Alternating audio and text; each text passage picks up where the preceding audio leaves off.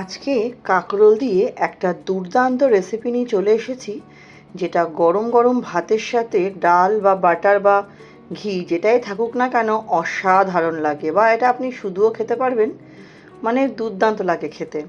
তার জন্য আমি 3টে কাঁকরোল নিয়েছি, ভালো মতো ধুয়ে কাঁকরোলের বোটাগুলো ছাড়িয়ে নিয়েছি, মাথায় আর নিতে হবে। কাঁকরোলের গায়ে যে শক্ত শক্ত কাটা মতো থাকে সেইগুলো কিন্তু আমাকে চেঁচে নিতে হবে। সেগুলো একটু ভালো মতো আমি সবকটা কাঁকরোলেরই ভালো মতো সেগুলো আমি চেঁচে নেব। চেঁচে নেওয়ার পর আমি কাঁকরোলগুলোকে দুভাগ করে নেব। সবকটা কাঁকরোল আমি দুভাগ করে ফিরে আসছি। এখন সব কাঁকরোল আমার দুভাগ করা হয়ে গেছে। এদিকে আমি একটা কড়াই বসিয়ে দিয়েছি, কড়াইতে দিয়ে দিয়েছি জল। তার মধ্যে কাঁকরোলগুলো আমি দিয়ে দেবো, মানে যে দিকটা কাটলাম সেই দিকটা আগে দেবো, তাতে সেদ্ধটা ভালোভাবে হবে। সমস্ত কাঁকরোল দিয়ে আমি ওপর দিয়ে সামান্য একটু নুন দিয়ে দিলাম। নুন দিয়ে এটাকে ঢেকে মিনিট ওই 6-7 মতো একটু সেদ্ধ হতে দেবো। মিনিট 6-7 পরে আমি একটা খুন্তি দিয়ে কাঁকরোলগুলো উল্টে নেবো। উল্টে নিয়ে দেখে নেবো আমার খুন্তিটা ঢুকছে কিনা। খুব সামান্য ঢুকছে, পুরোটা মানে খুব সামান্যই ঢুকছে, অল্প ঢুকছে, কিন্তু কাঁকরোলটা কিন্তু আমার পুরোপুরি সেদ্ধ হয়নি, আর একটু সেদ্ধ হতে বাকি আছে। দেখুন একটু শক্ত শক্ত মনে হচ্ছে আমার। তাই কাঁকরোলটা উল্টে দিয়ে আরও মিনিট 2 মতো এটাকে আমি ফুটতে দেবো ঢাকা দিয়ে। মিনিট 2 পরে দেখুন প্রত্যেকটা কাঁকরোল খুব সুন্দরভাবে কিন্তু আমার সেদ্ধ হয়ে গেছে। এবার জল থেকে আমি কাঁকরোলগুলো তুলে নেব।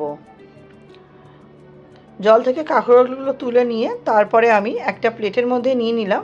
নিয়ে কাঁকরোলটা ঠান্ডা হতে হবে। ঠান্ডা হওয়ার পর কাঁকরোলের যে বীজগুলো আছে এরকম চামচ দিয়ে আমাকে স্কুপ আউট করে নিতে হবে। চামচ দিয়ে এরকম কাঁকরোলের বীজগুলো বার করে নেবো, যাতে কাঁকরোলটার মধ্যে দেখবেন একটা বাটির মতো আকৃতির সৃষ্টি হবে।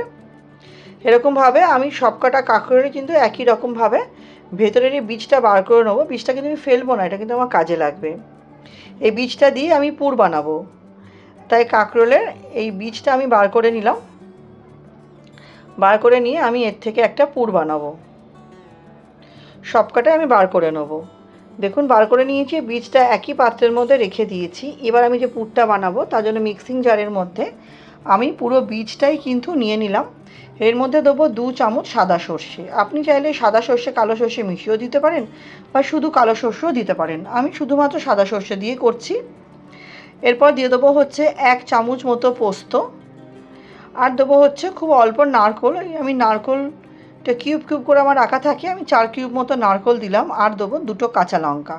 ঝালটা অবশ্যই আপনাদের স্বাদ অনুযায়ী নেবেন। খুব সামান্য একটু জল দিয়ে এই মশলাটা আমি খুব স্মুথভাবে পেস্ট করে নেব। তারপর কড়াইটা আমি আবারও নিয়ে চলে এসেছি। কড়াইটা আমি একটু ধুয়ে নিয়ে এসেছি।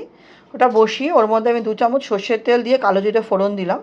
ফোড়ন দিয়ে এই যে পেস্টটা বানিয়েছিলাম সেটা কিন্তু তেলের মধ্যে আমাকে দিয়ে দিতে হবে। দিয়ে আর যে মিক্সিং জারের মধ্যে পেস্টটা বানিয়েছিলাম সেই ধোয়া অল্প একটু জল দিলাম, আর স্বাদ অনুযায়ী নুন দেবো, আর দেবো সামান্য একটু হলুদ। দিয়ে কিন্তু আমাকে এই পুরটা খুব ভালোভাবে কষিয়ে নিতে হবে। জল জলে ভাবটা থাকবে না।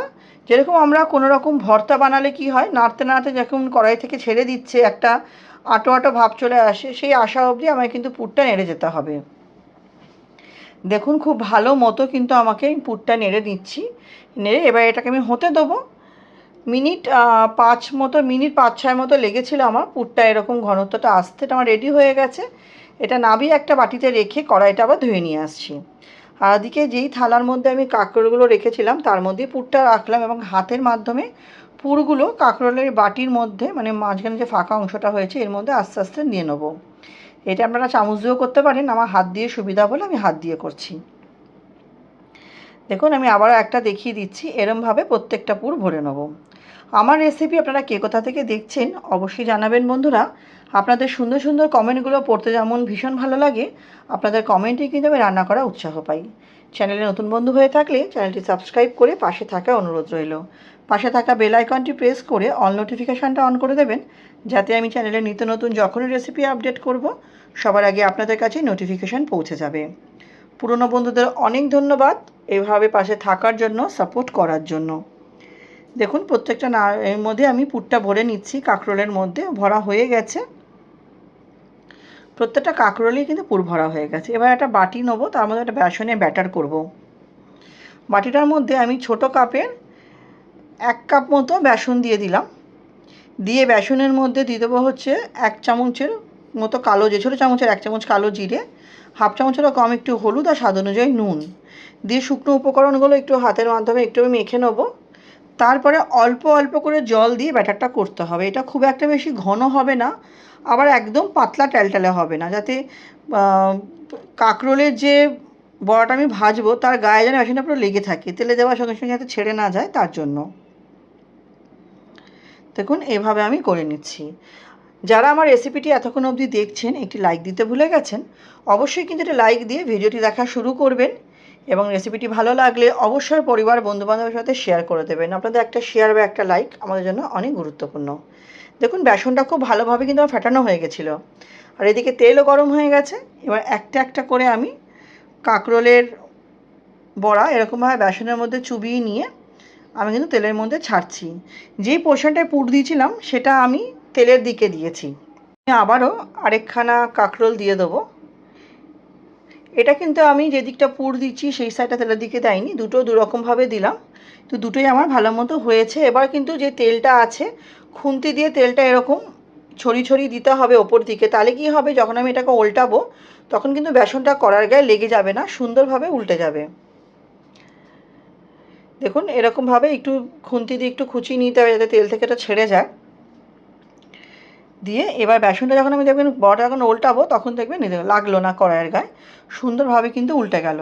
এরমভাবে এই দুটো আমি কাঁকরোলের পুরভরা কাঁকরোলের বড়া আমি কিন্তু খুব সুন্দরভাবে লালচে লালচে করে ভেজে নিলাম। এপিট ওপিট করে লালচে লালচে করে ভেজে নিয়ে এটা কিন্তু আমি তুলে নেব। তুলে নেওয়ার পর আর যে বাকি 4টে আছে সেই 4টেও আমি একই রকম পদ্ধতিতে ভেজে নিলেই আমার রেডি হয়ে যাবে। গরম গরম পরিবেশন করেছিলাম আমি, এটা আমরা ভাতের সাথে খেয়েছিলাম। আপনারা চাইলে শুধুও খেতে পারেন বা ভাত দিয়েও খেতে পারেন। দেখুন 4টে আমি দিয়ে দিচ্ছি, দিয়ে সুন্দরভাবে এপিট ওপিট করে ভেজে নেবো। একই রকম পদ্ধতিতে আমি করব। 4টে কাঁকরোলই আমি এর মধ্যে দিয়ে দিচ্ছি। একটার সঙ্গে একটা কিন্তু আমার লেগে যাবে না, যদি লেগেও যায় অসুবিধা নেই, জাস্ট একটু খোঁচা দিলে কিন্তু এটা ছেড়ে যাবে। এবারে আমি কাঁকরোলগুলোকে দেখে নিচ্ছি যাতে চিপকে না যায়, ওপর দিয়ে এরকম করে তেল ছড়িয়ে ছড়িয়ে দিচ্ছি, তাতে কি হবে ওপর পোর্শনটা আমার ভালো মতো হয়ে যাবে, যাতে উল্টানোর সময় যাতে কড়াইতে না লাগে। একই রকমভাবে করে নিলেই এটা আমার রেডি হয়ে যাবে। তাহলে বন্ধুরা আমার এই কাঁকরোলের পুরভরা কাঁকরোলের রেসিপিটা আপনাদের কেমন লাগলো অবশ্যই কিন্তু জানাবেন, আর বাড়িতে অবশ্যই বানাবেন, বানিয়ে কেমন আপনাদের খেতে লেগেছে সেটা অবশ্যই জানাবেন। তাহলে সবগুলোই তো আমার পুরভরা কাঁকরোল রেডি হয়ে গেল। মাঝে মধ্যে কিন্তু কাঁকরোলের এই টাইপের রেসিপি খেতে বেশ ভালোই লাগে।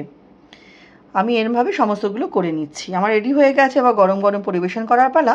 আমার সাথে রেসিপিটি শেষ অবধি ধৈর্য সহকারে দেখার জন্য আপনাদের সবাইকে অসংখ্য ধন্যবাদ। আজকের মতো ভিডিওটা আমি এখানেই শেষ করছি। নেক্সট দিন আবার হাজির হব নতুন রান্নার সাথে। সবাই খুব ভালো থাকবেন, সুস্থ থাকবেন।